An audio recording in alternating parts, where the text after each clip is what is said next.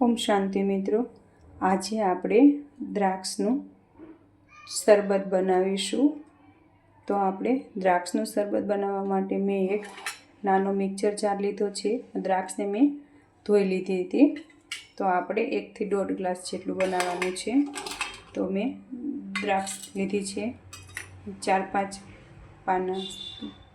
પાંદડા આપણે પુદીનાના લીધા છે, અને મેં સાકર લીધી છે 1 ચમચી, મોટી 1 ચમચી અને નાની તમે જુઓ તો 1.5 ચમચી જેવી થાય છે।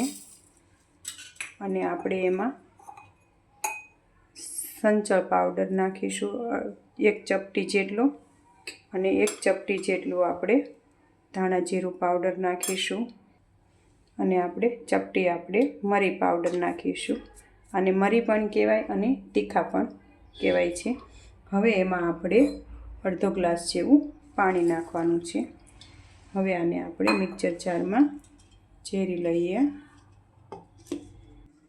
જો આપણે ઝેરાઈને રેડી થઈ ગયું છે। હવે એક આપણે સ્ટીલનો બાઉલ લીધું છે, સ્ટીલનો જ ઉપયોગ કરવાનો છે, તીનનું વાસણ નથી લેવાનું।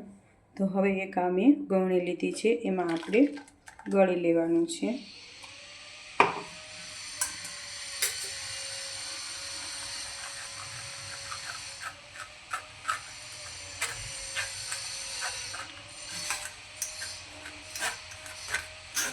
જો આ રીતે આપણે ગળી લેવાનું છે।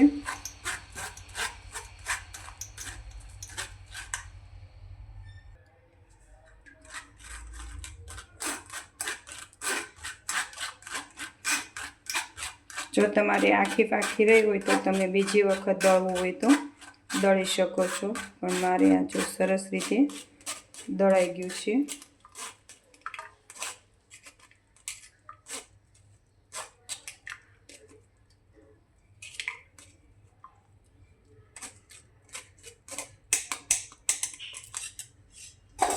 જો આપણે શરબત તૈયાર થઈ ગયું છે।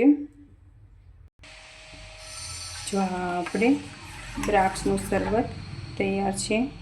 તમે પણ ચોક્કસથી આવી જ રીતે દ્રાક્ષનું શરબત બનાવજો। જો મેં 2 ગ્લાસ શરબત બનાવ્યું છે।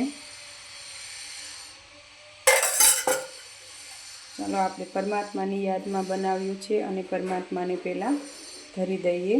ઓમ શાંતિ મિત્રો।